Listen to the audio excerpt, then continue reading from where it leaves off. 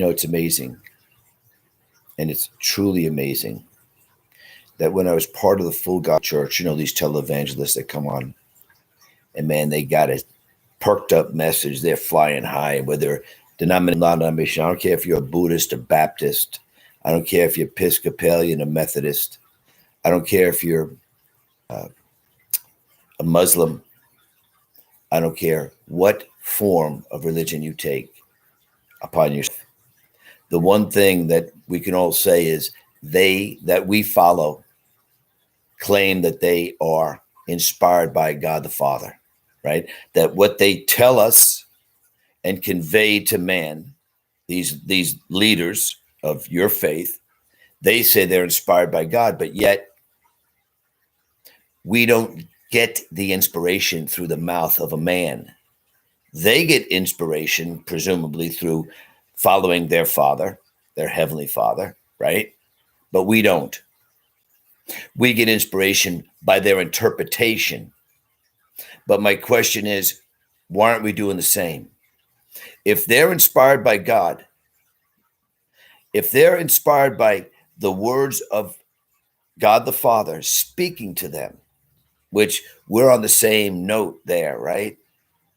We do believe that God speaks to man, that there's a God in heaven who leads, guides, and directs mankind through his words, not just the written words, but inspired words to man's soul. So if the person we're following has received truth from the lips of God, why aren't we? And when I was part of the denominational church and the televangelists, these full gospel people, I was convinced, and I would have fought to my last dying breath, that what I was following was what I needed to be happy and bring peace to my life and to the life of others.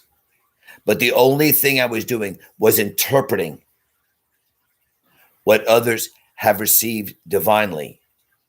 Now tell me, what's the difference? If you're following a man that interprets what he heard from God or what others have divinely heard of God, there is no difference. Whether you're a Buddhist, Methodist, whether you're a Episcopalian, a Catholic, non-denominational, whether you're following Muhammad, if all you have is what scraps they gave you from their revelation from their Heavenly Father or our Heavenly Father, what do you have? How can the words speaking from a man's voice come into your mind or come into your soul and give you peace when the person you're following received it divinely? Meaning what he espouses to is divine revelation. What he received was not interpretation. And now we're confused and we're fighting amongst each other on whose interpretation is right. What that person did, he was inspired to do. And God's not a liar. He sent his only begotten Son to speak to us. And he spoke to you. But he didn't speak to you through another man. He spoke to you through divine revelation. What he expects of you is your reward, not what you do, what he expected from someone else. Now, all the time, we're kids. Our parents give us things, our chores that we have to do. I didn't pick up the chore of my brother. I had to do what my dad commanded me to do. And I was just as confused and disoriented as anyone else until God delivered me and set me free through his power and through his mercy. No longer do I follow another man who claims to be a prophet of God when there's no distinction between him, 2 feet, 2 arms, 1 head, 1 soul, no difference between him and me. Right? What makes him more special than you? The thing you're holding on to that you'll fight for hasn't brought you any peace, hasn't changed your life. You can get packed or impacted with all the interpretation you can get from any other man you think's a prophet of God, man of God, maybe even a God. But it doesn't do anything for you because you and lips are conveying that message where they received it divinely. Right? When I was set free, when God opened my heart, is when I forgave my earthly father for the things he did against God, his marriage, his family. When I forgave him, that's when I was set free.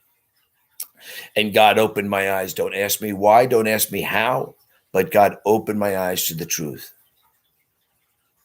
And he could open his eyes to your truth, the truth that he has for you. You say you follow another man, you'll fight, but you're trying to make it work. Have you ever thought, will it work? Has it worked? And it hasn't worked. There's no change in your heart. You're just filled with this knowledge, but it doesn't change your heart. And it hasn't worked for one reason. It won't work. Maybe it worked for the person that you're following, whether he's Buddhist or Muhammad, Catholic, Episcopalian, full gospel, following some dude, televangelist, but it hasn't worked in your life and hasn't changed your heart for one simple reason. You didn't receive it divinely.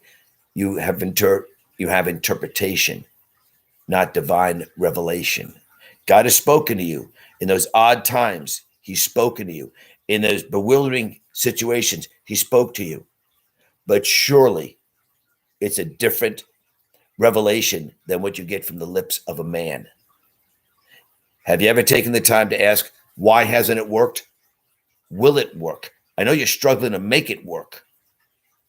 Care who you're following, what person you're following. Have you figured out yet why it hasn't worked, or will it work? All these promises, all these gallantries of things that we struggle to make to happen. Guess what? It hasn't worked because it won't work. When we follow and obey what God has for us, what he had for the person who started the Catholic Church, the Methodist Church, the Buddha, or Muhammad, it worked for him. I don't know if they followed God or not. I wasn't there. But I know I have responsibility to follow the things of God, things that God expects from me. That's my reward in obedience. You need to obey God as well.